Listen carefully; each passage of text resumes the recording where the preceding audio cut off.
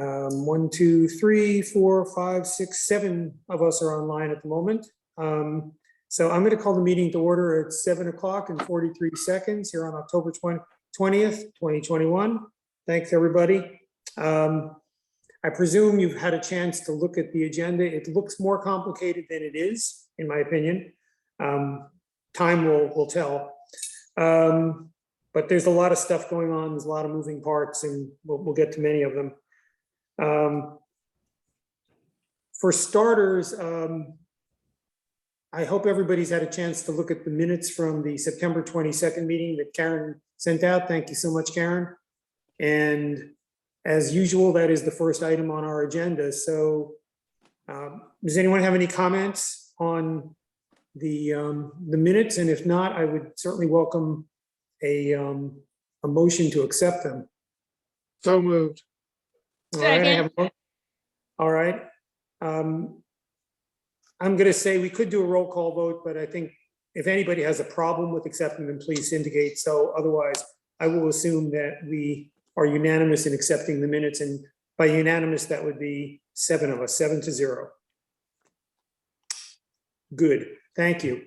The person who just popped on that says lab shares down there is Jeff Behrens.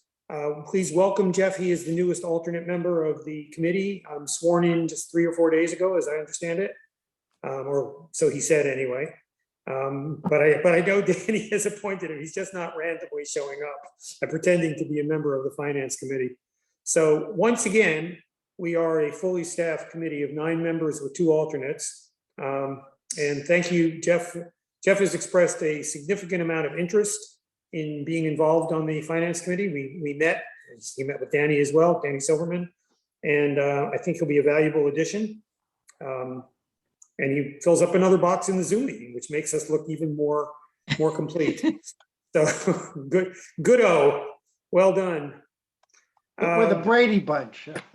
Yeah, it's getting to be, except we're a little male. Very good, Jeff. Male heavy on this at this point.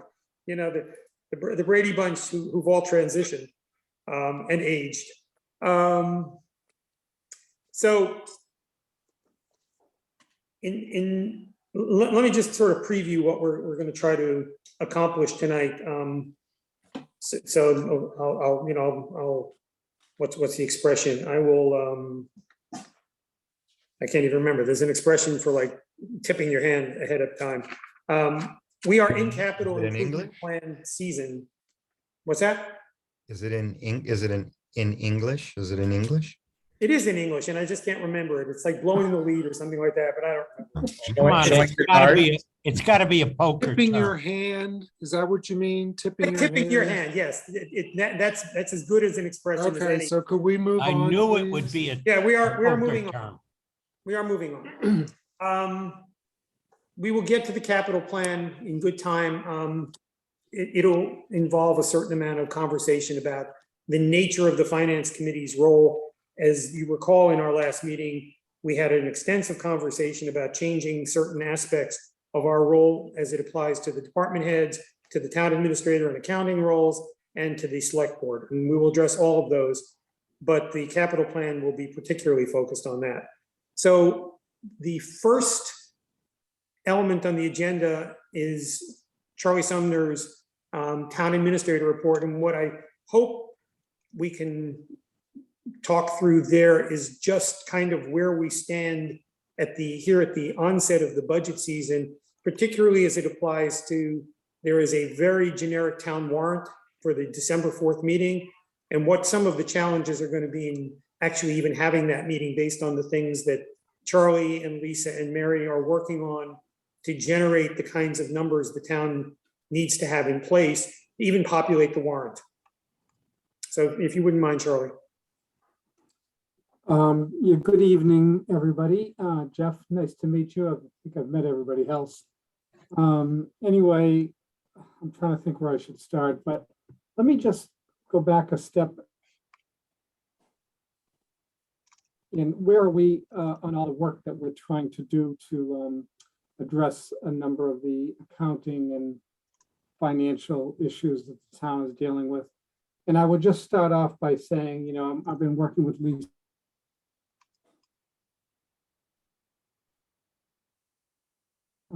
pretty good progress. And we've dealt with a number of issues that have been raised in the, the 2021 audit. The most stubborn and probably more significant issue that we're dealing with is cash reconciliation. And that was the most critical concern in the audit. And so, and just as a reminder, the auditors had recommended a journal entry of about $760,000. That was just sort of, I think, a Band-Aid. It was a gross solution to a problem. We are literally going back over the last 2 fiscal years and reviewing just about every transaction. Frankly, we're finding a lot of errors that have occurred, and we're correcting them one by one. The cash reconciliation is the most important issue we're working on, and that's kind of the focus of our energies right now. And that's just a huge job. Now, I will tell you also, we're trying to set the tax rate so we can, let's face it, the lifeblood of local government is getting property tax bills out. It's a 2/3 of our revenues, of property tax revenues. So we're a little distracted right now getting the tax rate certified by the Department of Revenue. And we have a lot of challenges on that effort all by itself because of all of the issues that you know about. Now, what we have done is the Department of Revenue for the Commonwealth of Massachusetts is coming down to Wellfleet on November 2nd. And they're going to spend the day here, and we're going to work with all our financial staff and review. There's a series of submittals that are required in order to set your tax rate. And it's usually an online portal called Gateway System that everyone has a piece of the pie in terms of treasurer and collector and assessor and accountant. And we've been populating that portal and making pretty good progress. But there are a few challenges. So the Department of Revenue is going to come down and hold our hand on a few of those. They don't typically do that. So anyway, the tax classification hearing is scheduled with the select board on November 2nd. And hopefully we'll get everything done by then and get tax bills out a couple of weeks later. So that's the plan on tax bills. That's been a distraction. And then it's back to cash reconciliation. And, really, cash reconciliation is important all by itself because it was a significant concern in the audit, but we can't certify free cash until we close the books for our FY 20 and FY 21. They're not closed yet. And it's because of all these accounting irregularities. And I when I say that word, it's really, in my mind, it's largely errors, lack of training and sophistication and knowledge of a lot of the procedures. So we'll get there, but it's really more arduous than I and Mary and Lisa had hoped for. But in the end, you'll have a good product and you'll have good data and good systems going forward. So anyway, tax rate, tax reconciliation, closing fiscal years, certifying free cash. And I had met with Fred, and Ryan Curley knows this a little bit, chair of the select board. I'll talk about this with the select board next week. Because we're behind by a month or so on where we had hoped to be, I frankly don't know if we can pull off having a town meeting in December. It's definitely a concern that I have that I just won't be ready to do this properly. And that presents its own challenges. But we have to deal with the facts as we know them and the problems as we find them. But I'll make a decision in terms of a recommendation for the board by next Tuesday. But right now, I'm thinking we won't be ready in December. Now, maybe I should stop right there, Fred, before I keep going and see if there's any questions. Jeff? Thanks, You? Charlie. Couple just quick things. I was wondering if you could just describe a little bit about the process on the cash reconciliation. And I just want to come back, like you said, the original auditor's report was that we just, I guess, do an adjustment and write it off. I'm not sure about the right terminology for that. But if we were to do that, could we then close on our fiscal year 20 and 21 if we just did that, and then maybe at least get back to free cash? Yeah, well, I guess, hey, listen, the auditors suggested that was a solution. I'm really uncomfortable with that. Because, you know, when we transitioned from one software platform to the new Vadar system in July of 19, we never had any beginning cash balances. I mean, account balances set up. So I just don't recommend it. I'm not comfortable with that. I think it's just it's not going to put you in a good place on the long run. So it's, I think a little more pain now is better for the town of Wellfleet. And I should have said too, oh, I'm sorry, Jeff, go right ahead. Could you just then, you see what I'm just struggling is I know how badly we want to try to get our cash certified, and Yeah.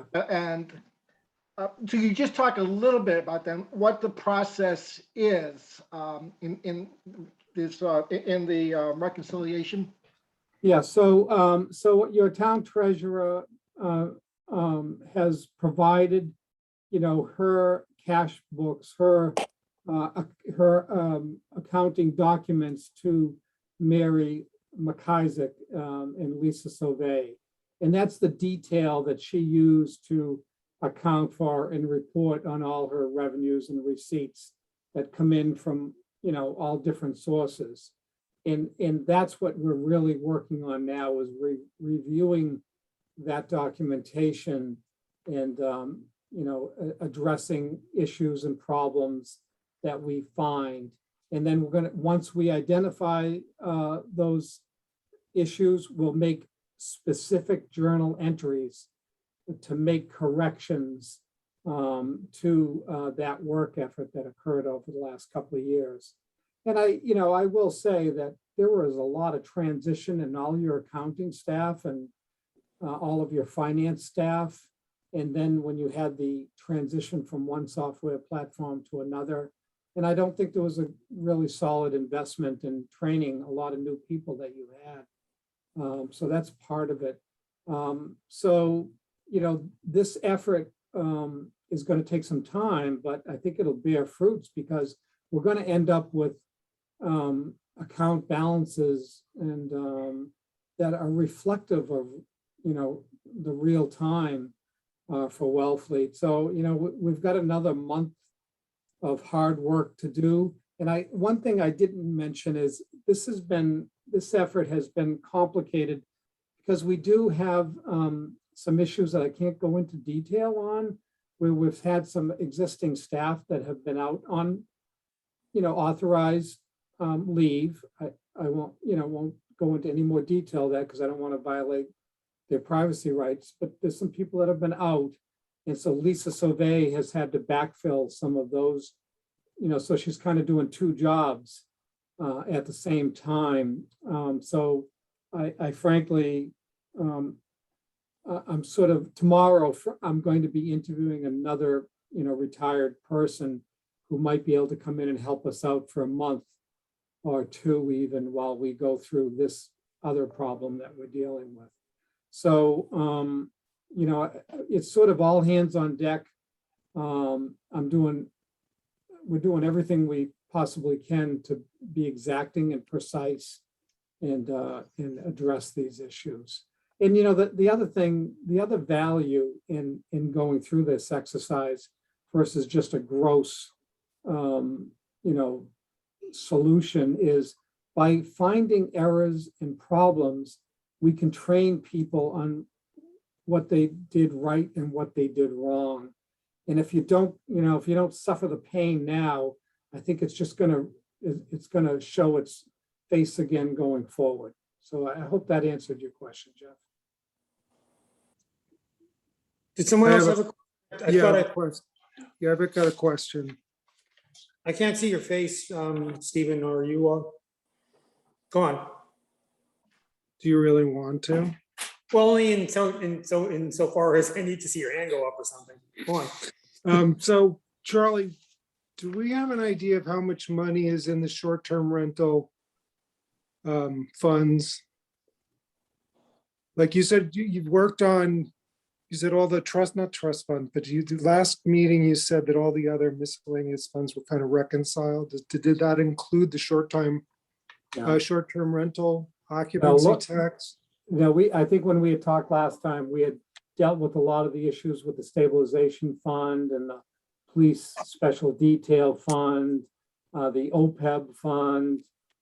So a lot of these specialized, and we have 3 different stabilization funds.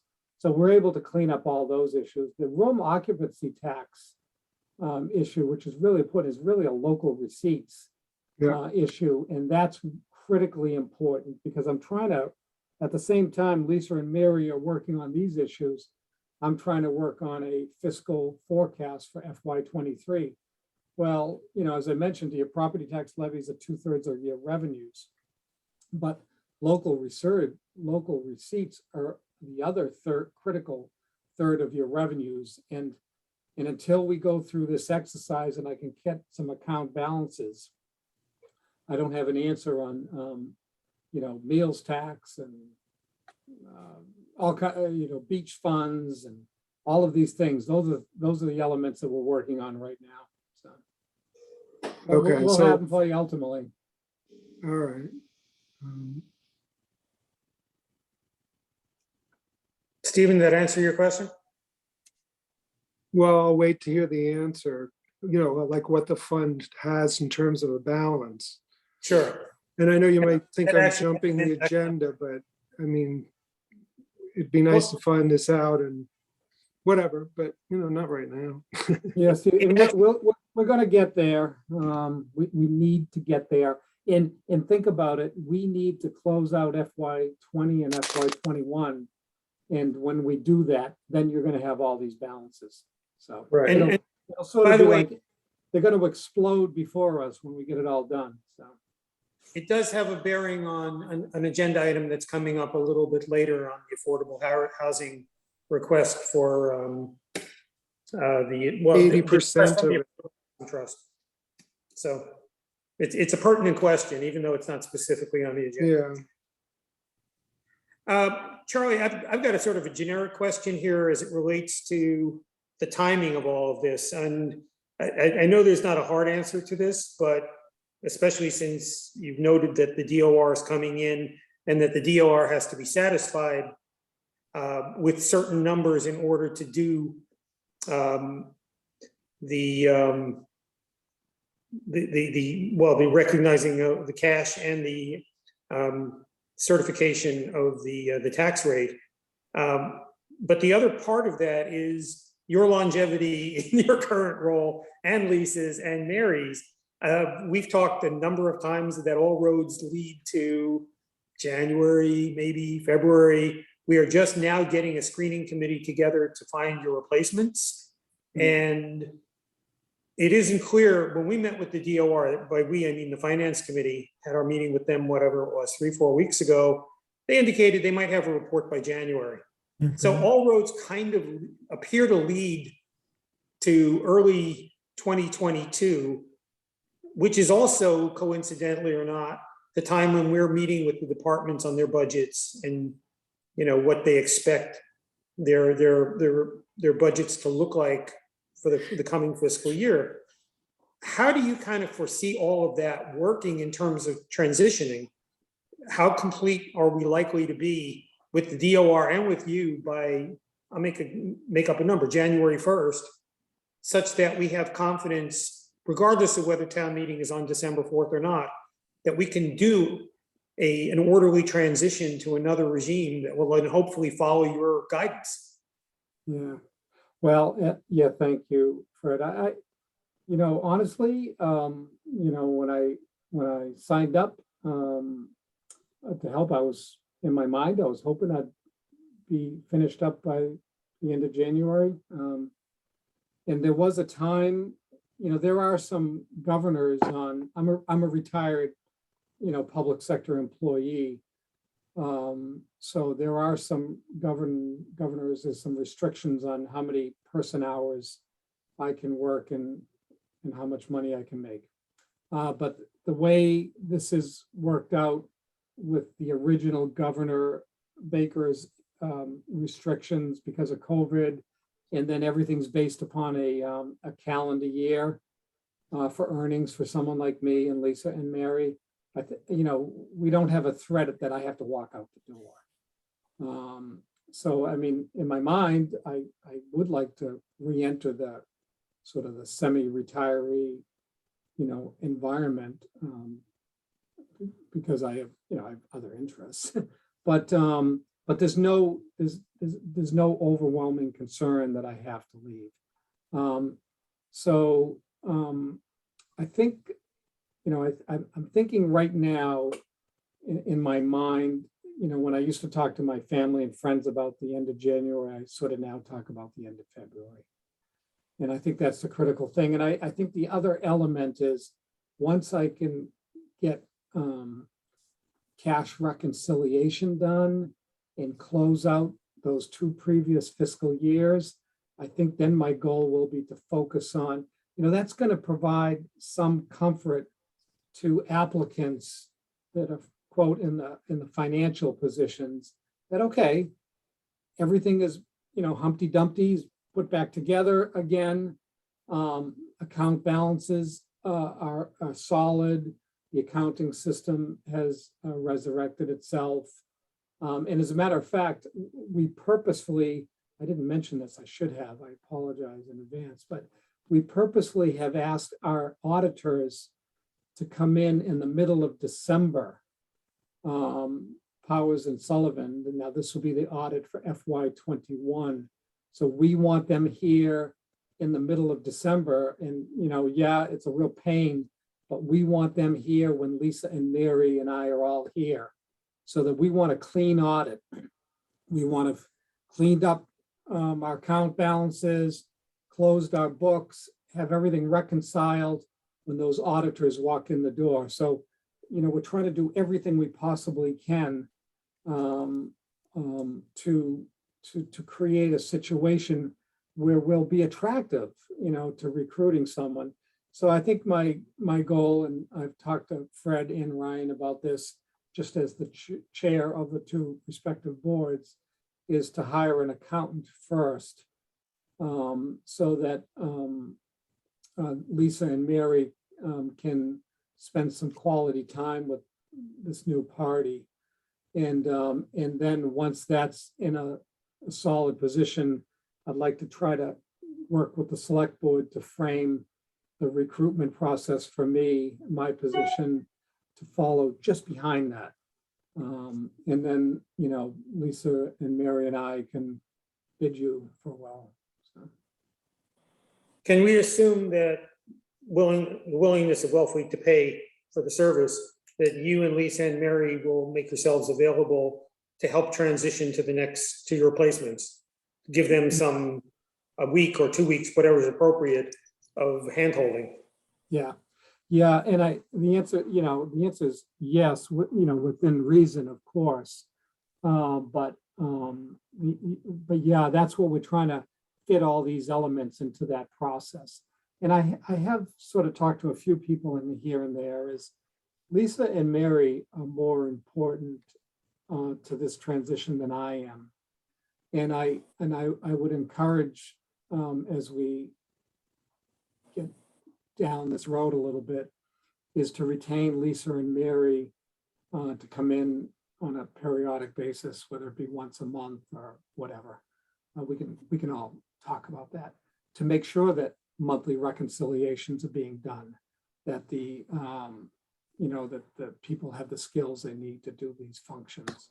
So, yeah, I think, you know, what the answer is, the way the timing of the year works, we should be okay relative to that adherence to the law that I had mentioned earlier. Okay. Anybody have any other questions for Charlie for now? Well, thank you. Thank you for that. Thank Yeah, you. sorry it took so long. No, not at all. I suspect because of some of the things you spoke about, I don't want to bury the lead was the expression I was shooting for before, but it applies to this. Kathy Granlund, as you know, has been leading a group with Jeff Cash and Mo Barocas on reviewing the progress in resolving the material weaknesses identified in the audit. I believe we've spoken to a couple of them, not the least of which was the cash reconciliation. But Kathy couldn't be here. She may be in late, but Mo, you said that you would be willing to speak to the last meeting that you had with Charlie and Lisa and Mary. If there's anything you want to add at this point in terms of what your perception is on that front, this is your moment. Just shortly, and Jeff can jump in. And I think Charlie has added a dimension to our conversation. The plan is to meet monthly with them. To give you my impression after the meeting, their level of competence scared the crap out of me in terms of looking to the future and getting people that competent on board that quickly just boggles my mind. I don't know if Jeff agrees with me, but we've got a challenge ahead of us. I think the changes in the view of FinCom are all the more important based on this transition. And it's a difficult transition. Charlie and Mary and Lisa are juggling being ready to leave and solving a myriad of problems at the same time. I don't envy them. I'm impressed as can be over what they've accomplished. But again, the level of knowledge, not just of accounting, but of state law and procedures is mind-boggling. And I recall being once on a search committee for a TA. We had one guy applying and coming in at least twice from Alaska. And it hadn't occurred to us at the time, you don't want somebody from Alaska. You need somebody who understands the community, who understands the state laws. And so now we've narrowed it down even further. That's my basic impression. I don't mind turning it over to Jeff if he's got something to add to that. But Charlie laid out the issues, the problems, and the hope for reconciliations of the different problems. And I'm not just talking about the cash reconciliation, but in general, repairing the damage, training the staff, hiring new staff below the TA level. It's challenging, and I hope we're all up to the challenge because it's going to be a difficult year. So let me ask a question. Well, you, Jeff, and Charlie, if it's necessary. We understand to some degree that the cash reconciliation is number one on the list. It was number one in the audit report. Are there any issues that were identified by the auditors that are insurmountable or so difficult that they're not likely to be resolved between now and when you leave? Well, I think that the one area, if you look at, I didn't bring the audit report at home, but if you look at that, a lot of your, the personnel management issues are maybe lack some of the detail that is more commonplace today. So I have been in my mind thinking that I could tackle some of that. That might be an area that's delayed till the end. Are you talking about training, or are you talking about some of the qualities that are usually embedded in an HR system? Where you Yeah, have, some of the systems within the HR system are need to be need some attention. And, So in a and I will say that the town did get a grant from the Collins Center at UMass in Boston to study that very issue. But the Department of Revenue had recommended that we finish up this process before we jump into that. So. Jeff, did you want to say something? Sorry. Excuse me, yeah, I'd just like to augment what Mo said with a couple of additional comments. If you recall, Charlie shared with us a couple of months back a spreadsheet that kind of identified as it was beautifully color coded and kind of describing what our situation is and the steps that we're taking. And so we kind of have used that with Kathy in leading us. That's what we're kind of using as the kickoff for the engagement of our little task force. The second thing, and I think what we're hoping would be the desirable event here would be to have a description so that we can explain what happened. We all know we've had a financial crisis, but I don't know that we really can explain what that crisis was. And I think that we'd really like to be able to do that and then identify what we're going to do to correct it, which is what's happening, and what we then can maybe do to prevent it from happening again. So that's kind of the largest scope. Then by meeting monthly sort of on the alternate weeks between when FinCom meets, it just gives us a chance to follow the progress that Mary and Lisa and Charlie are making, and again, just leading us to what exactly happened, why did it happen, and how can we prevent this from happening again? Okay, thanks. Anybody have any questions for Jeff or Mo or Charlie on this subject? Okay, thanks. Thank you again, everyone.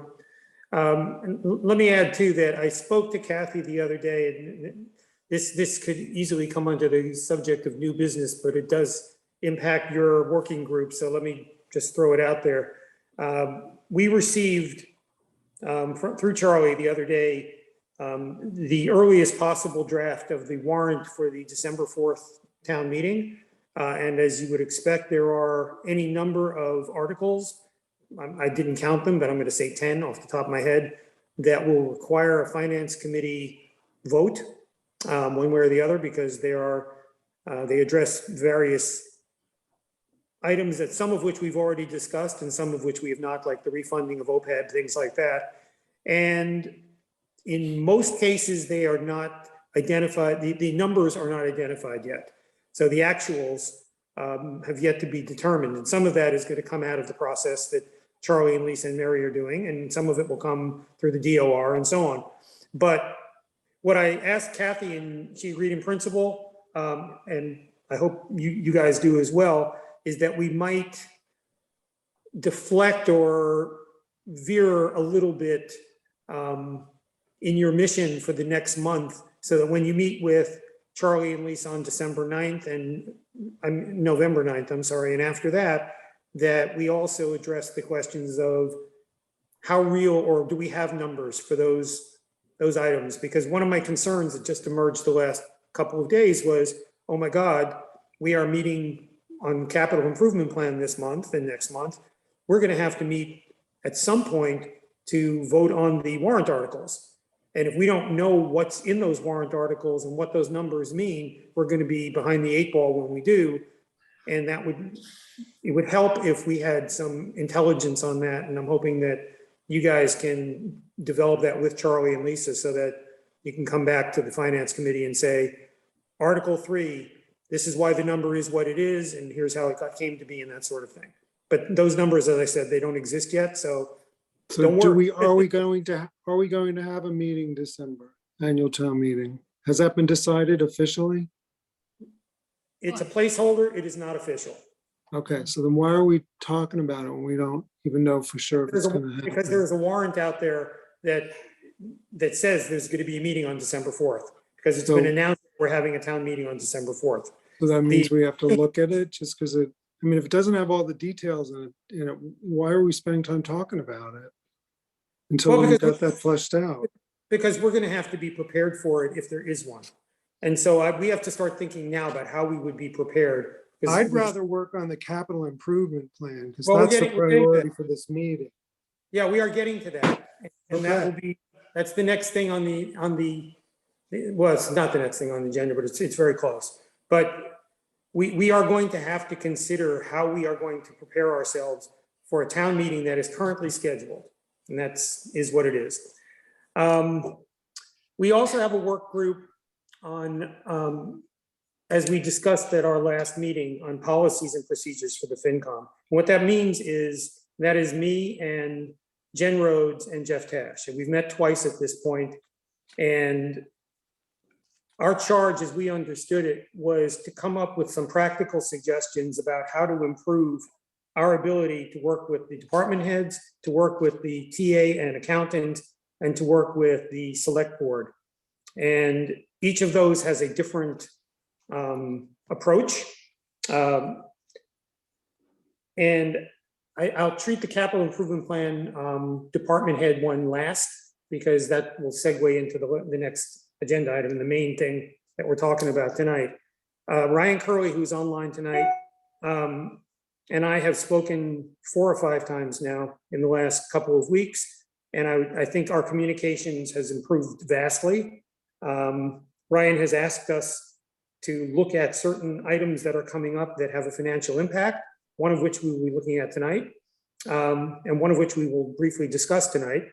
To me, that's progress, and it's progress I hope to extend into the future. It isn't board-to-board progress yet, but we do have a tentative agreement that when we meet in January to review the police and fire department budgets, as we usually do first, once we have the budget in hand, that we will do that as a joint meeting. And Ryan and I have yet to come up with the exact logistics so that the meeting is economical and as short as we need it to be, and still complete enough that they need it to be.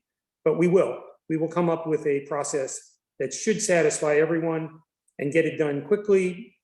The reason we chose police and fire was because they usually have pretty easy to understand budgets, and they usually do a wonderful job of creating their budgets, and it should be a fairly expedient thing that we can do. So it's a test bed. It's a test case.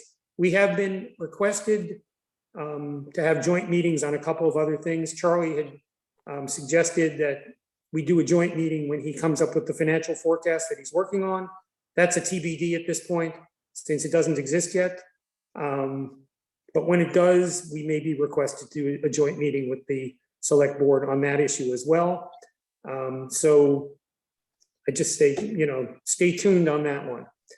As it applies to the TA and the accountant, we spoke already in previous meetings about the need to have monthly reports, to have the same reports that are generated for the department heads and the select board.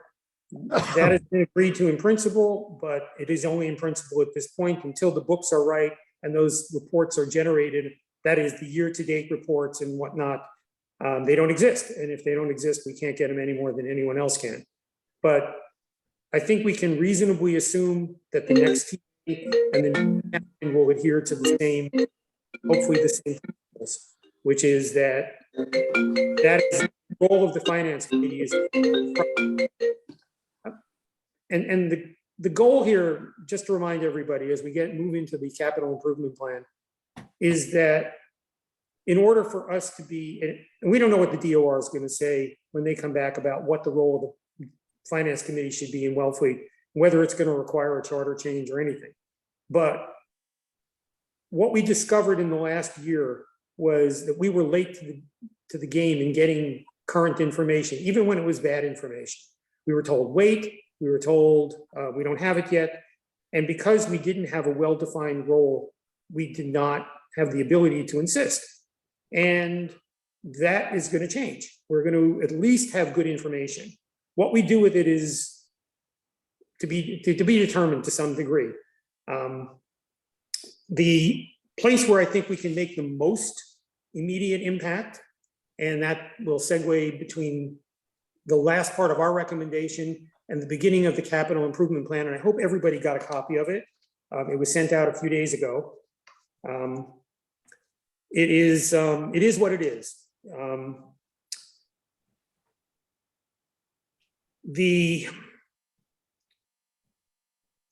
One of the challenges for the finance committee is that we do not have a consistent interface to the departments. We have these liaison roles and they have been dealt with inconsistently. And there's a variety of reasons for that, but the liaison role is our link to the department heads. And we do have defined liaisons to all of the major departments. So that isn't the problem.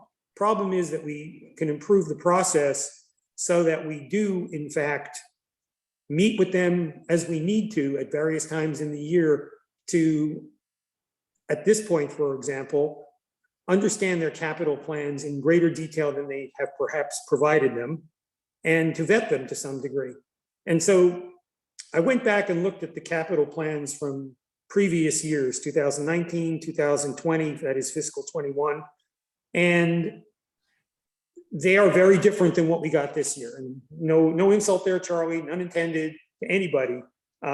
We understand everybody's under duress and that things are happening and that their priorities maybe not are there, but we're supposed to on October 1st get the capital plan that has been vetted through the TA by the department heads. In years previous, that plan included a form that identified and justified each of the capital items in the plan.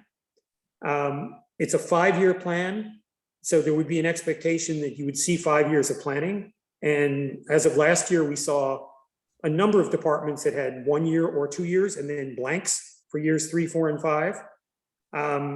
There are some departments missing from the capital plan that I know for a fact have capital issues. And then there are variances. I'll just mention very briefly that if you go back to 2019, let me just find it here, the 2021 capital improvement plan, the total for FY22 was $2,941,000 and $1.6 million for FY23. That doesn't bear any direct resemblance to what we're seeing in the plan we just got. And so the questions, it's a reasonable question to ask, why does a plan vary as much as it does year to year, when all it is a summary or an addition of all the various departments laying out what they think their goals are for that year. If you're a year out and you see $1 million difference between this year's plan and last year's plan, it's a question we should be asking as a finance committee because it's our charter responsibility.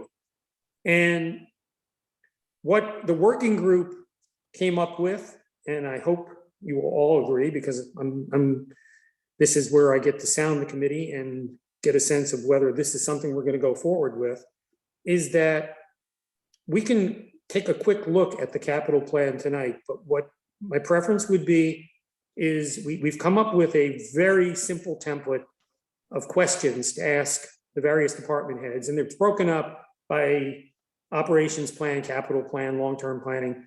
In the short term, it's primarily about what's your long-term strategy and what's your capital plan for this year.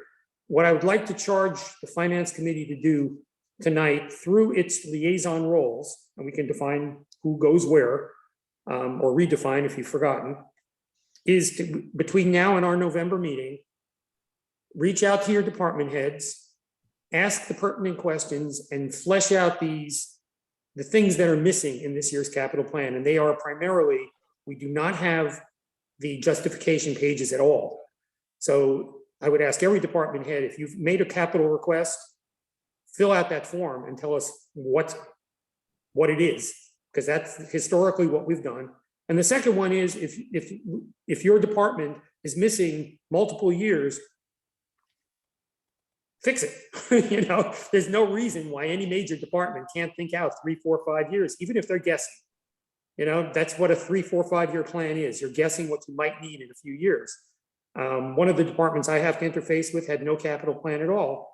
And I know for a fact that they are planning on a major capital project somewhere 3, 4, 5 years out. It should be in there, even if it's speculative. Things like if you saw this year's plan, the elementary school fire suppression system went from a guesstimate or whatever of 1.2 million last year to 2 million this year. I need to talk to Mary Beth, find out why, because I'm the liaison here.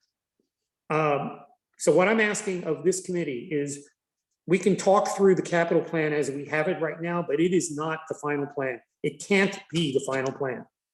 I would be loath to vote on this as it stands on any of the departments, because if we vote on one, we are breaking the process. Even though fire and police probably are the most complete, and they are. Well, who's fire and police? Jeff, you're police, I believe, right? And Woody, you're fire. If you go off and do your homework, which means call up your chiefs, talk through the plan, make sure they're complete, then when you come back in November, it'll be a 1 minute summary. Yep, plan's complete. They did a good job. It is as it should be. And here are the forms that justify them. And we'll vote on it in a minute, as we often do. So it won't delay us in making our recommendations. But to do it in a haphazard way, to vote on some tonight and not vote on others, and not have all of the material that we need from one department because we think that one looks good, and then expect the others to go out and do that, I think is ass backwards, in my opinion. So I'd like to hear what other people have to say about this. I have to say, I spent over an hour, I think, with Jay and Jean at the DPW today, and we went over their capital improvement plan, and a lot of it comes from last year. It's what didn't get, what got put off from last year.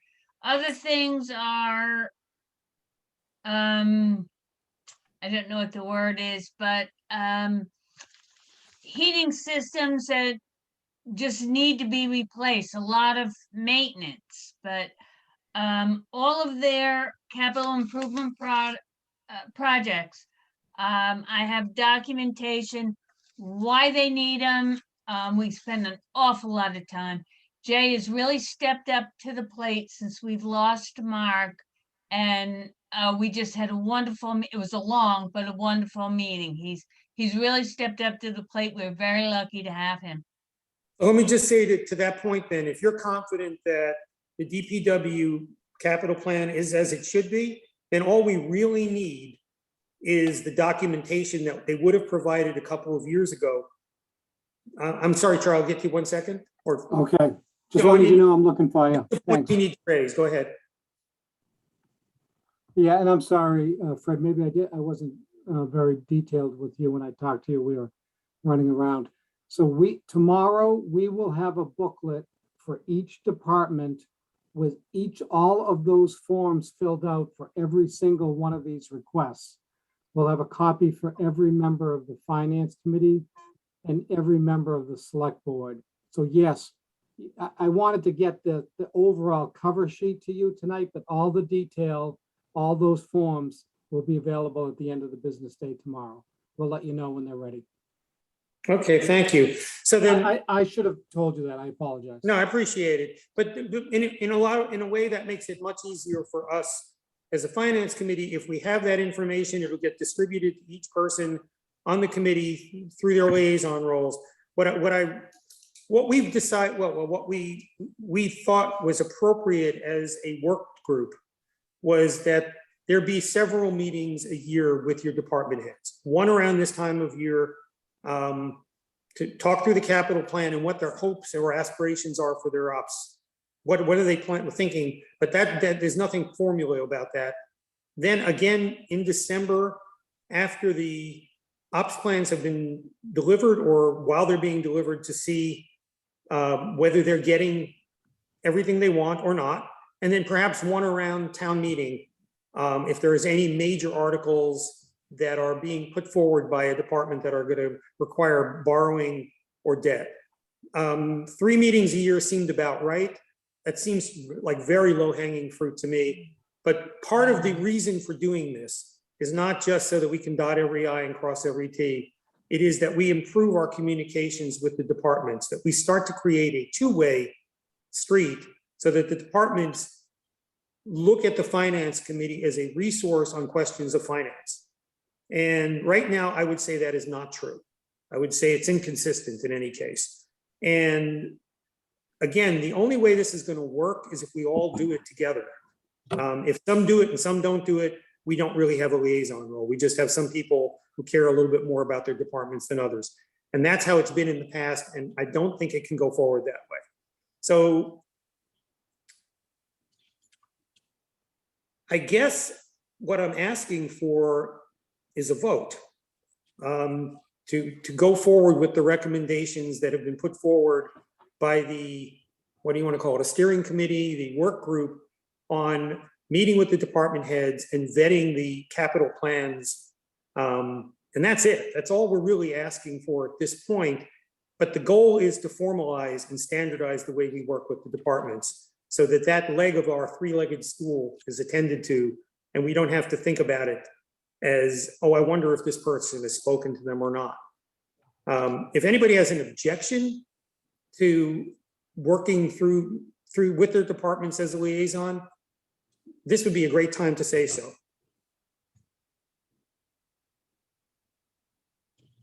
I'm just kind of, what are we voting on again? Well, we have a recommendation in the document we sent out on what the We work group- being who? the working We group, being the policies policy and work group, okay. So you want suggested to take this document and make it part of the FinCom? part Is that what finance- you want to vote on? yes, Is this going to be like a bylaw or a policy? it'll be a policy. Okay, so then make that motion. I move that we accept this as a policy for the Board Finance Committee. And we vote on it and it becomes that. I'll 'Cause in second that. here- This is Jen. Okay. I'm going to do a roll call vote just to make sure. I vote aye. Bob? Aye. Jeff? but I just sort of feel like we're spreading the direction. I don't think that the document that we put out is, Jeff, this is a start in the right direction because there's been no structure at all. well, I totally This is agree with something. that. So this totally can agree. always be changed, it can be rearranged, but it, in essence, I think it captures what Fred is asking of us to vote on, but I it was agree. just a little too esoteric for me. I want to vote on these documents so that they become a part of the Finance Committee, so that moving forward, we're establishing habits that hopefully make us a productive committee. Totally agree with that. Okay, Is that an aye? Aye. so, Okay. Linda? Aye. Ira? Yeah, yes, I. Stephen? Aye. Mo? Aye. Jen? Aye. Okay, I think that's 8-0 unless there's somebody off my screen. I have a small screen here. So again, it isn't a bylaw, it's a policy. And to Stephen's point, we can change it, we can amend it, but at least this puts a line in the sand. And what I will do is I will be forwarding to all of you whatever documents I get on from Charlie. And between now and our next meeting, your charge is to contact your department head, have the conversation, find out particularly if there are capital items that are missing, or and get a sense of the confidence in the numbers. So sometimes we see numbers that are so generic. The one that jumped out at me before was the MIS one, I believe, is $50,000 a year every year regardless of the year. Yeah, it's MIS, and we do not have a liaison to MIS or the town clerk. So that's another issue. I think perhaps we'll assign one. But 50,000 a year, it never goes up, it never goes down, looks suspiciously wrong. So we'll work on that. Well, thank you for that. I think that makes it easier. Now, as an agenda item tonight, it says overview and plan. We've kind of done those in reverse on the capital improvement report, but does anybody, in having looked at the capital plan, have anything they want to say about it that we haven't already discussed, or shall we hold that to our next meeting? I'd like to wait till we get the document that Charlie's going to be distributing. Fair enough. I agree. All right. By the way, on our next meeting, this is kind of falls under the next new business, but we would have met on Wednesday, the 17th, I believe it was. We're going to have to meet on Thursday, the 18th, in all likelihood, because there's a conflict in Karen's schedule between having to be an admin for the planning board and for us. That we meet on the same night. So if no one has an objection, I'm going to aim for the next meeting on Thursday, the 18th of November. I know this is a little bit of out of order, but I might as well mention it now because that's when we're going to be reviewing the capital plan. Okay. We received a request from Ryan, who is online with us, and I hope everybody's had a chance to look at the document that came to us from, well, I believe it was from Harry Tarkanian, on the housing authority, the housing trust, rather, affordable housing trust, to the select board, requesting that 80% of rental income, which I believe we already determined we don't know the exact amount of yet,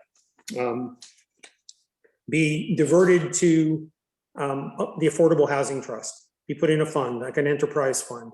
In fact, that's a significant part of the justification, as mentioned in the letter that Harry sent to Ryan Curley.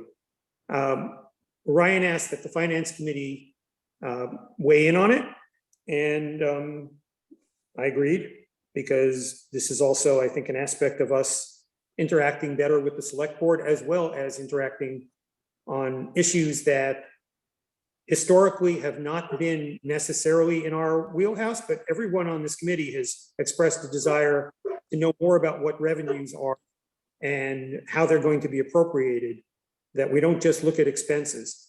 And so this is an opportunity to do that, even though we don't know exactly what the revenues are yet. There are revenues coming in, and the proposal here is that 80% of those revenues go to one destination. So I'm going to invite Ryan first, because I see you're there, Ryan. If you would like to unmute, if you'd like to speak to this from the select board's perspective, before we open up the floor to the Finance Committee, you're more than welcome. No, not really. So Okay. Fair enough. So I'm open to hearing whatever anyone has to say about this. I could, I was looking at this and I was also trying to figure out how much money we have and what we have allotted and what it can and cannot be used for. What they're proposing is a warrant article to make it permanent. And the way you reverse it, if you want to reverse it, is you have to have a warrant article to reverse it. Currently, they're entitled to 35% of whatever the revenues are that we take in for affordable housing. There's also a percentage that's supposed to be allocated to the Cape Cod and Islands Water Protection Fund. We have expenses down the road on that end. So not knowing how much is in this kitty of cash right now, I would say I'd rather find that out first. I think it's pretty bold of them to ask for 80%, which is great, because it'll probably give them the right foot in the right direction. However, given the situation we have right now with cash not being certified, not knowing what kind of projects we're gonna have 2 to 3 years down the line with sewers or septics, things like that. I would just say to ask them to maybe just wait till we have all the information so that we can make a, and hopefully an educated decision. I So agree. to that point, I ran into Elaine McElroy on the road the other day and spoke to her a little bit about this. And I guess the intention is not to put it on the warrant for the potential December meeting, but to put it in for the Springtown meeting. Is that correct, Charlie? Is that your understanding as well? Yes. Right. So to that end, it appears that we do have time and we could. Oh, that's reserve- good. So yeah, between now and springtime. Yeah, yeah. I thought it doesn't was look like- something, I thought it was something honestly that was gonna be thrown on. That's why this emergency December 4th meetings are dangerous because they're expensive for the town and people throw things on it. Can I interrupt here? So they're proposing a policy that the select board would adopt, that would have 80% of the revenues generated from the short-term rental tax, which includes the pre-existing hotel and motel rooms tax, be kind of dedicated to the Affordable Housing Trust. The money that's collected for the wastewater, that's done separately. It is not part of the short-term rental tax receipts that are received by the town. Excuse me, yes, it is. Take a look No, at no, what we have it's- on file for short-term Oh. rental occupancy taxes and how it's broken down. You So might want to take a double that, look at it. no, so that is collected by the county, it is not received by the town. Charlie, can you tell them what the town receives?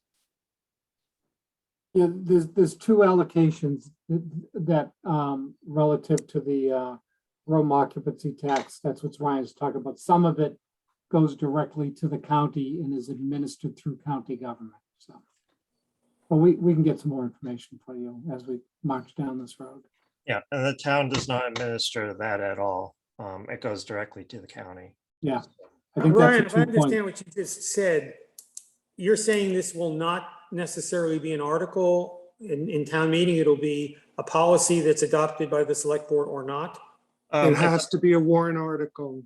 No, According to the Mass Department of Revenue, it does have to be a warrant article because you're amending the original.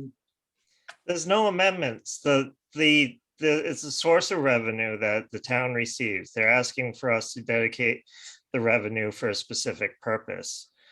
I mean, they could have a warrant article for the Springtown meeting. I don't know. But for the fall town meeting, there will not be a warrant article for it. But they're asking for a policy. And we handle a lot of things by policy. We have a policy on how much the state. Ryan, I have a copy of the legislation and it says a legislative body vote will be required to appropriate these funds for either affordable housing or local infrastructure projects. The 35% automatically gets it, but if the town, it takes town vote to do this. You can't just create a policy and say that you're going to give 80% of these funds to the Affordable Housing Trust. Trust me, go check with the town attorney. And I'll send you a copy of this too. So it appears that we're sort of at an impasse in terms of knowing the legal requirement here. At least we have a disagreement. Charlie, can you? Well, break did this? anybody check with town council? I couldn't. about I have no this? idea. No idea. This just appeared a few days ago. Right. So Charlie? it's, Stephen, one second. Let Charlie. So, yeah, I think, maybe it's a little bit of some, we're talking past each other, but I think the issue that is being raised is, revenues are going to be coming in. And we're going to decide you could do it by a town meeting, bylaw, or I believe a select board policy. We're going to reserve revenues for certain purposes. In order to expend those revenues, I agree. They can only be spent, expended, authorized for expenditure via a town meeting vote. So maybe that's the slight difference here. So I'm not sure how to cut to the chase here exactly, but regardless, there's two ways of looking at this at this point in time. One is that we probably need to get a better idea or a definitive idea, given two different opinions about the allocation of these monies to the Affordable Housing Trust, of whether it can be done by fiat via the select board or whether it requires a vote at town meeting. That's one issue.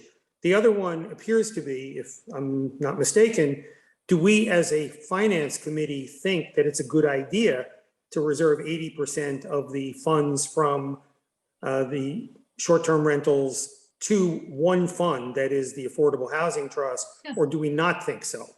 Yes, I And think so. so we can address that question without knowing how the decision will be made, or not. We can just say, like, maybe we want to hear what the mechanism is for doing it before we make any recommendation. I threw the floor open in part because I want to hear what people think on the second issue, which is, do we even think it's a good idea to do it?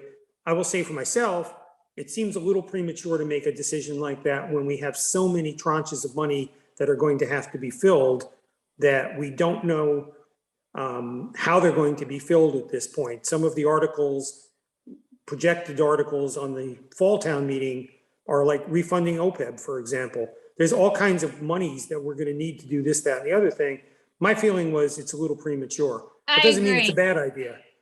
It just means, why do we have to decide now? But Well, Yeah, I think Mo. it's a good idea that we're talking about it because it is a good idea. And it will hopefully help us get to where we need to be when it comes to affordable housing. But like, I mean, I think everybody here will agree, we're just missing some pieces. Well, At and this those this is point.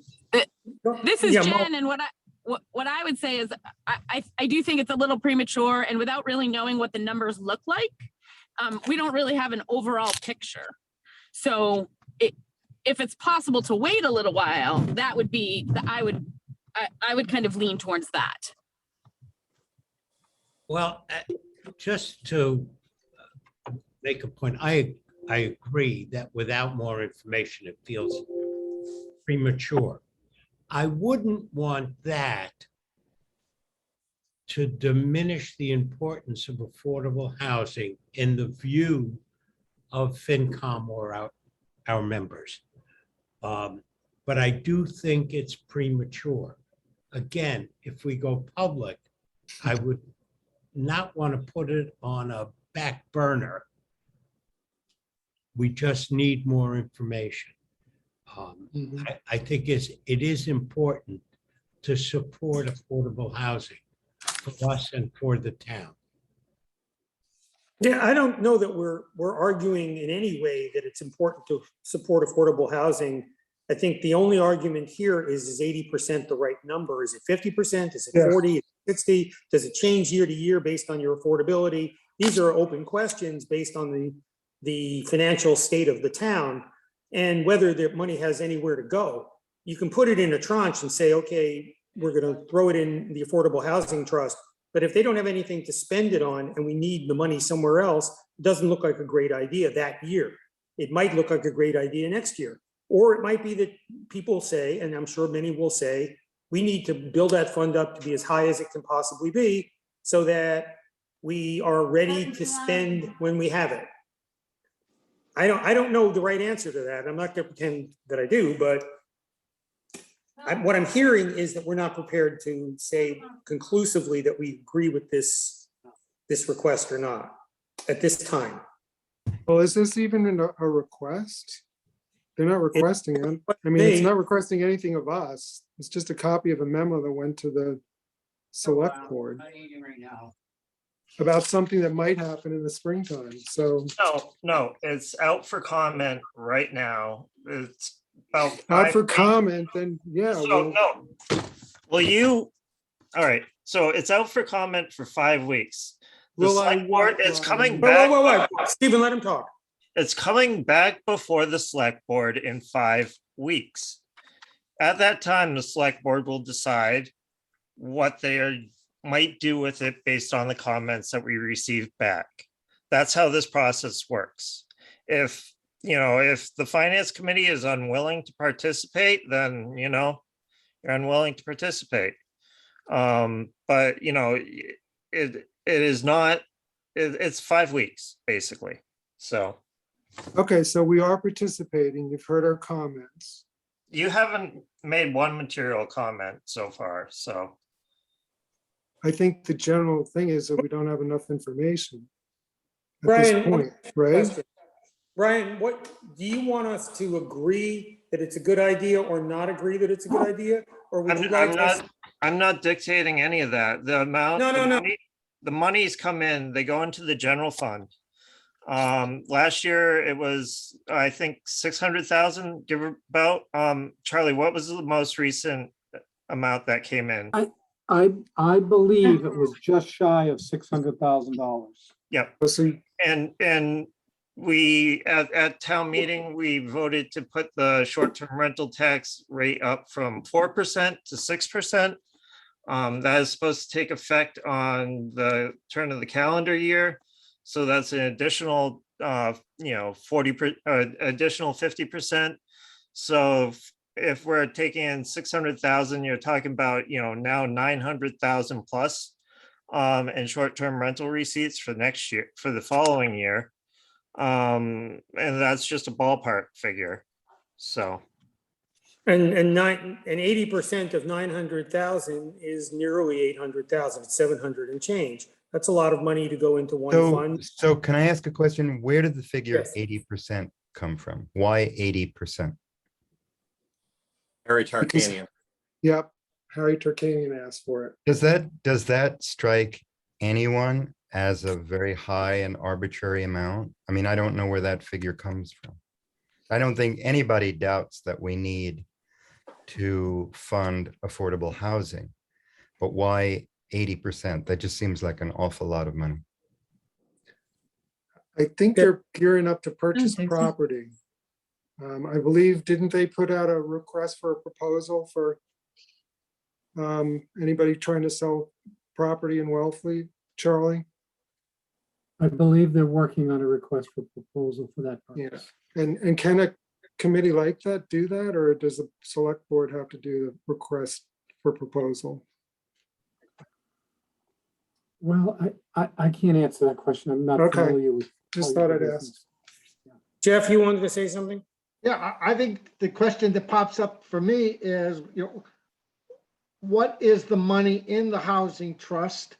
Where has that money been coming from? And are we looking at taking 80% of the short-term rental and treating that as a delta increase in the overall amount of money over and above what we've traditionally been doing? It just seems confusing. If we're asking to increase the amount of money going into affordable housing by that amount, is that the question? Or I'm confused what we're asking. Yeah, I gotta say, and I'll say this to Ryan as well. I'm not sure what the finance committee is being asked to approve or recommend or say yes to. Is it a capped amount of money? Is it 80%? To Woody's point, that seemed like a lot to me.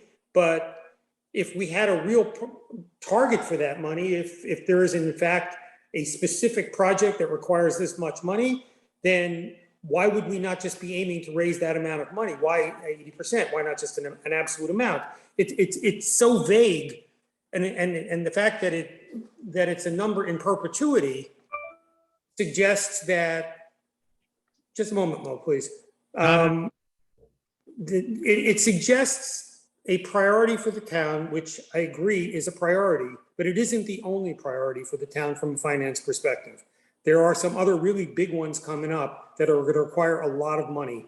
And there's no, I read Harry's letter, and yes, I understand that he's making the argument that certain enterprise funds are funded by they're related to the way the revenues come in, but that isn't a hard and fast rule. It doesn't have to be that way. It's a fiduciary decision. So I guess I have the same issue Woody has. The 80% just seems arbitrary. I don't understand. First of all, I don't think we have to be ashamed to be having this discussion. It's not that we're against affordable housing. I believe that we held the Shellfish Department to the same scrutiny in years past when it looked like they were asking for a lot of money that other departments weren't. So I just think this is part of a larger discussion of how to divide up the municipal pie. That's all. Bob, did you want to say something? Yeah, I have a question. Were there any articles on the town meeting that raised and appropriated money for affordable housing in the past? Besides this 35% coming from rentals tax? I can't recall any, but there may have been. There's nothing on the books for 35% going towards affordable housing. There is community, for the real estate transactions, there is community preservation funds, which are separate from the short-term rental taxes. Those can be awarded for affordable housing or a number of other different uses that can be used by the community. So Ryan, is the select board leaning towards approving this this request? I can't speak on what the consensus of the board is. We referred it out for comment for the 80%, dedicating 80% to the Affordable Housing Trust. It's not complicated. So, But it's only a yes or no. You're not asking for people's. no, you really. can be as granular as you want with your comments coming back. That's the whole point of having it for comments. So what is the due date for this? You said it was 5 weeks. 5 weeks from when? I don't even know off the top of my head. When was the last select board meeting? I guess. Was it think it was- yesterday? No. Or was it a week ago, Tuesday? It was a week ago. I think it was the 12th of November. Possibly. Yeah. So I think it was 5 weeks from then, but I'm not 100% sure. I'd have to look back and see the exact motion. But yes. So 5 weeks from the 12th, 1926, 2nd, 9th, 16th. That would actually be 2 days before our next meeting. So there's no way we can hold off to the next meeting to give you an answer and be within the 5 weeks. Jeff, you had a question? Yeah, I don't know if is it appropriate for me to ask questions? I don't know. I'm learning this role, obviously, and quite new here. So is that okay to do that? Sure, think go if I- ahead. I think if I recognize you, it's appropriate. Very Hi, good. Jeff. Hi. Hi, everybody. Hi. What I wanted to find out from Ryan or others is, is it possible to put that money into some kind of suspension account until perhaps some of the financial issues have been resolved, perhaps also to help fund additional accounting resources if necessary? So it seems like there's some really dramatic issues that are going to take some money to solve. And maybe that's a higher priority in the short term. I don't know if that kind of thing is, I don't know what's doable or not in this kind of context. Charlie, can you talk to them about the process involved for setting up a fund? Yeah, so, the answer is, the community, there is a mechanism for the town to do that. I'm thinking, like a special stabilization fund might be a mechanism to do that. There's probably others where we can appropriate money into a reserve of some type pending a future decision by the town. Yeah, and that takes a town meeting vote to set up the fund, correct? Yeah, that's correct. And once again, any expenditure out of some type of a reserve fund would also require another town meeting vote. And I did want to mention, someone asked a question, like the Housing Trust has said to Lisa and myself and Mary, what's the balance in our account? Well, we don't know because that's one of the projects we're working on. But I do know that the Community Preservation Committee in town meeting did support, I believe, a $500,000 appropriation from CPA funds to the Housing Trust at the June 26th annual town meeting. So since someone asked the question, I just wanted to mention that.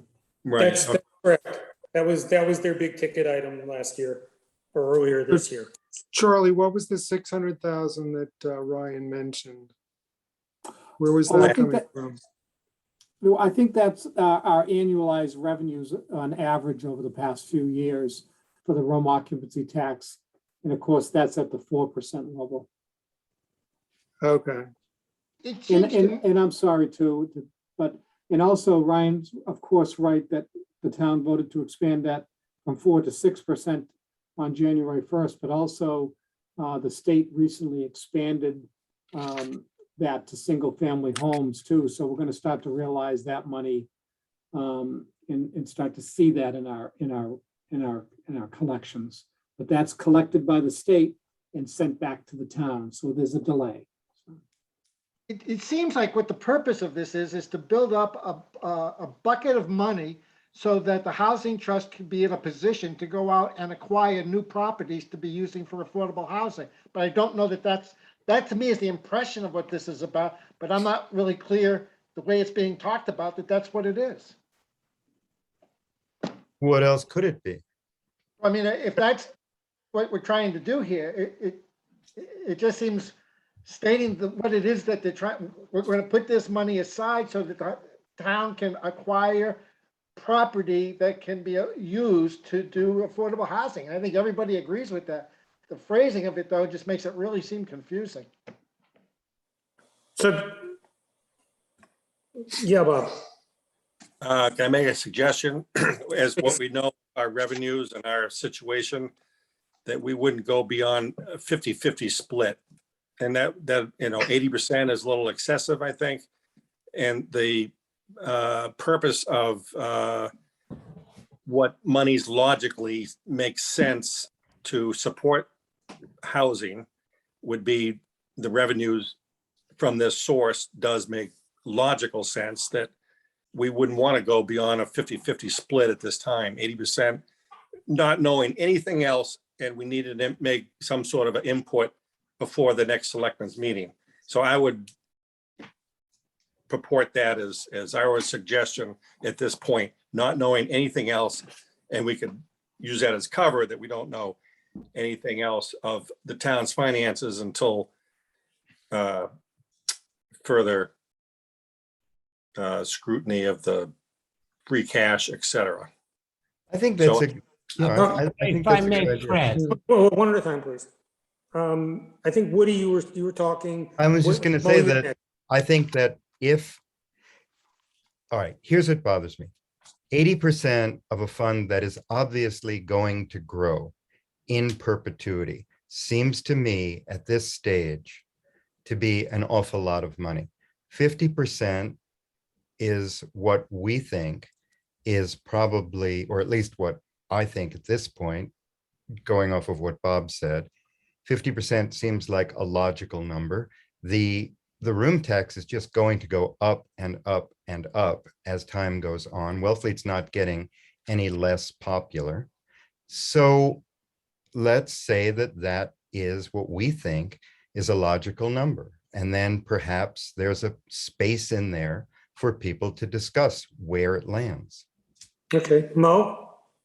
yeah, I don't know that 50% makes more sense or less sense than 80%. I mean, I may be asking the impossible, but I'd like to see the equivalent of a capital plan. And I know that's somewhat impossible to know what properties become available that are useful for affordable housing. But I don't know that 50% is the right number. I feel like we have to be supportive. I don't know that 80% is the right number, but I'm not really looking to whittle it down. I just want a better sense of what the needs are and how quickly that fund will build. And to what point are we what are we trying to get to in that fund? Do we want to have $1 million in 3 years? I'm not clear on how that proceeds. So here's the point, and there's no number attached to it. If you read the document, we need to add at least 114 additional affordable units to meet the Commonwealth's minimum goal, the 10% of housing stock affordable. The 95 Lawrence Road project doesn't add nearly 114 units. So you could reasonably say that there is no upward limit to how much money is needed to get to 114 units. It could be single family homes, it could be more complexes, it could be this, that, and the other thing. So one could argue, if I were to put on my Wellfleet Affordable Housing Trust Board of Trustees hat, that as much money as we can get is necessary at this point in time, at least for the next 3, 5, however many years, to be able to buy up or pay for all of the units that will get us 114 affordable units to meet the Commonwealth standard, which seems to be the metric that I've seen over and over again as being the goal, a goal anyway. So to Bob and Woody's point, I personally, I think, as I've said already, I think 80% seems arbitrarily high because we don't know what the numbers are. We do not know what other needs we're going to have as a town in the next few months. We can assume that they're going to be ample. There are other big capital items that are going to be hitting the town, and we'll be talking about one of them in just a moment. And if we have to put a line in the sand, because Ryan wants a decision from us of some sort, then I do think we should put a line in the sand. And if we think 50% is the right number, let's say 50%. It doesn't have, first of all, it doesn't have the weight of law.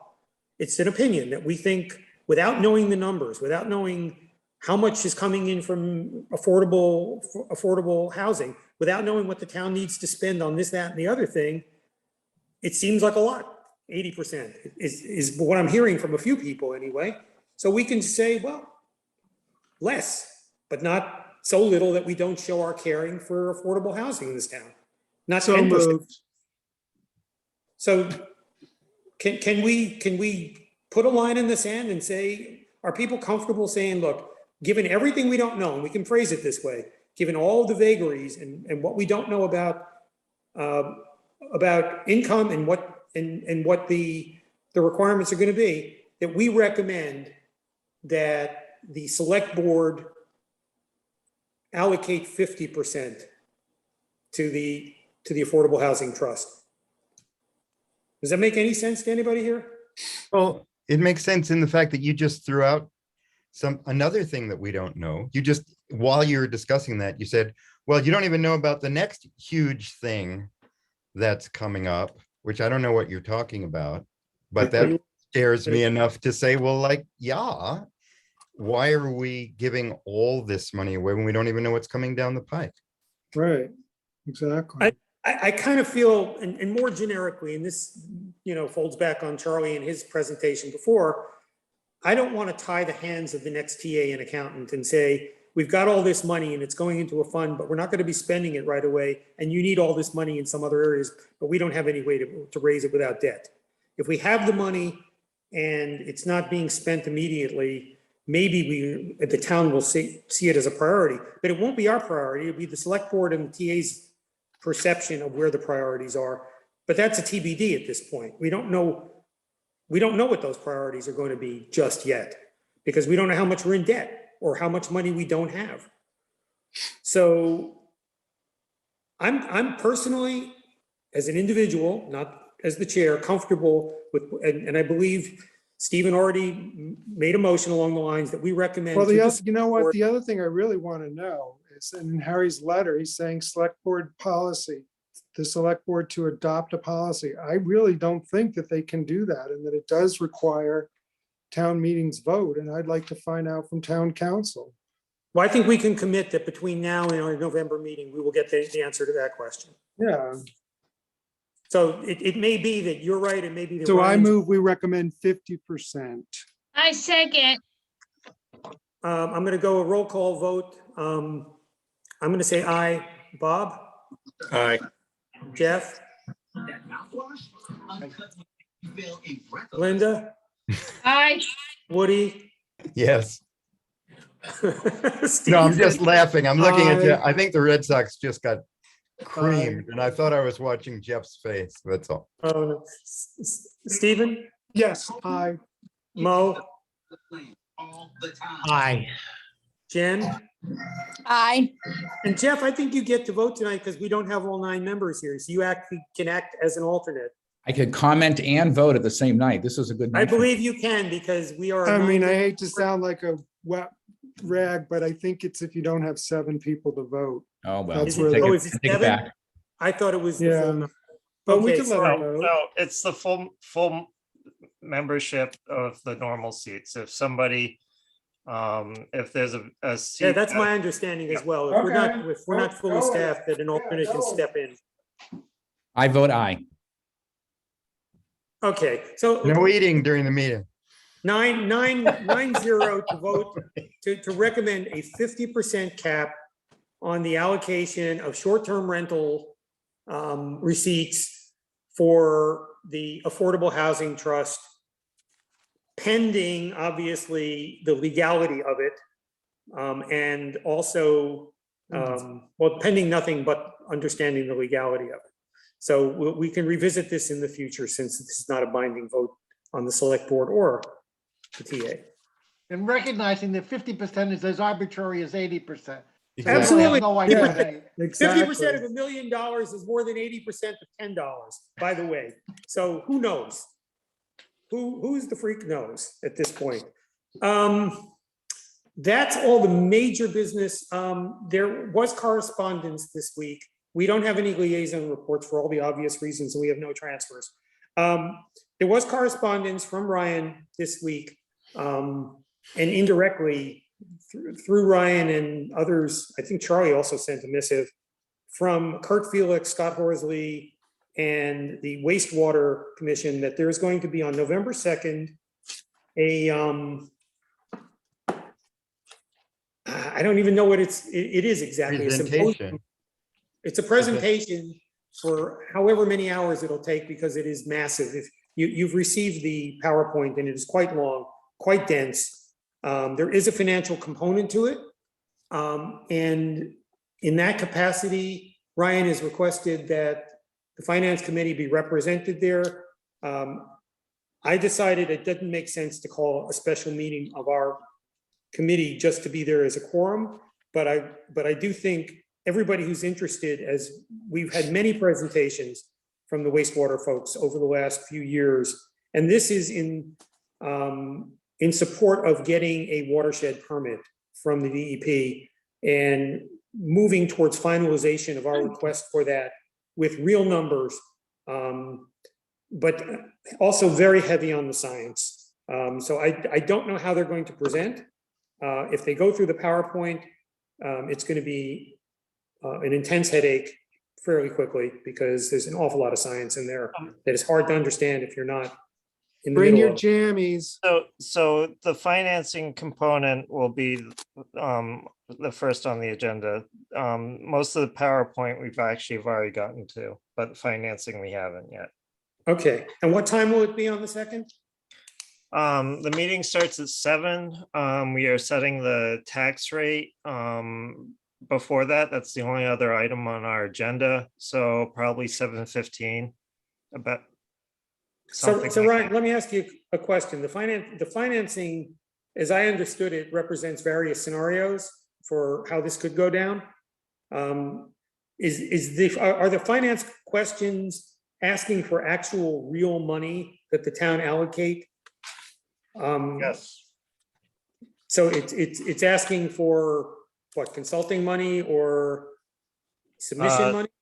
I think it's $6.5 million for 5 years and ongoing annual appropriation of additional, I think it's 400,000. It was about 600,000 a year, wasn't it? Yeah. And that's Yeah. not the entirety of the project. And is the select board planning on either approving or not approving these monies on that night?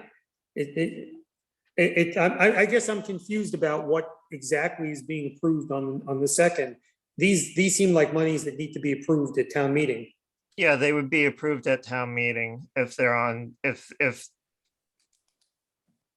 I don't know, if it, yeah, there's stuff. So I can't really say where the select board will go on it, because I can't speak for the board. Okay, but just to be clear, however it plays out on the second, there will be another shoe dropping somewhere down the road where decisions will have to be made on whether to approve these monies or not, either by the town or other. Is that correct? Any monies would have to be funded by a town meeting vote. Right. The exact monies might vary. I mean, there's issues with their request right now. But I don't know. And those will be debated on the second between the select board and the presenters, I guess. I don't know. They could be. So I can't, the meeting hasn't happened yet, so I can't tell you exactly how it's going to Sure. go. All right, well, I've committed, I will definitely attend the meeting, and I would like to invite any interested members of the finance committee to attend as well. Stephen, I mentioned earlier, since you are the liaison to the wastewater team, you might want to attend because you've got a very Not sharp- anymore. What do you mean not anymore? You mean, I Are you don't know, not I anymore? got homework. Kidding. Potentially. We'll talk. What day is it again? November 2nd, my wife's birthday. So, That's wow. right, we're taking her out to dinner. Sorry, can't make it. yeah, okay, I'm attending on my wife's birthday. I just wanted to put that out there. Wow, that's amazing. Yeah. You, I she'll- couldn't get away with that. Boy. No, she'll live. I'll treat her really, really well on the next day.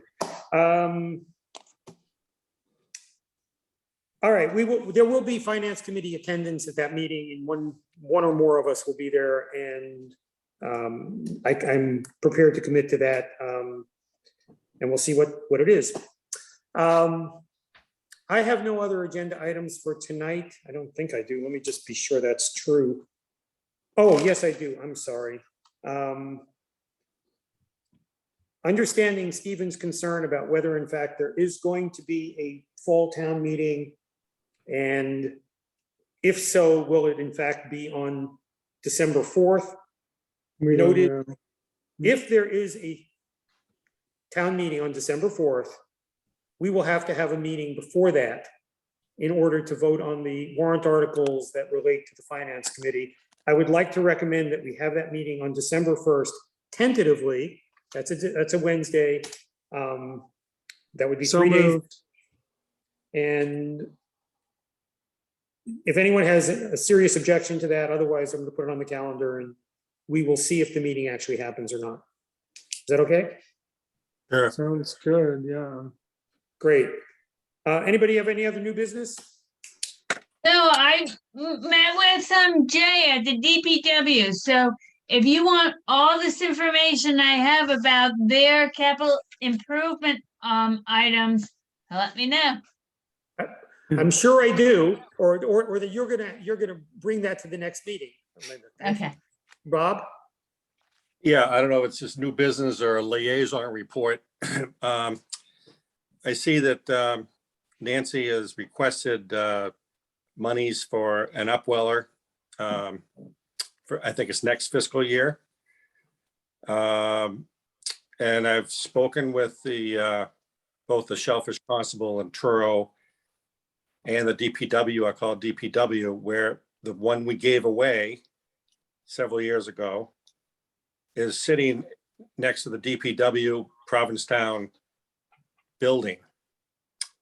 And, I can't speak to this, or vote on it, but just FYI, that this thing is sitting there and it's ours for the taking back because it was so labor intensive. They they stopped using it. It was just too much involved to keep it going. So also that she does want to hire another full-time position to run this thing.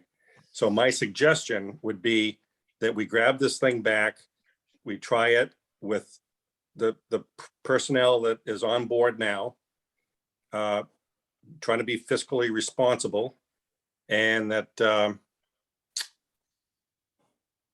if it works, which is a big if, with all the things that are involved with what I see, that was a more cautious approach to a $43,000 expenditure and adding more personnel to the department to take this to fruition.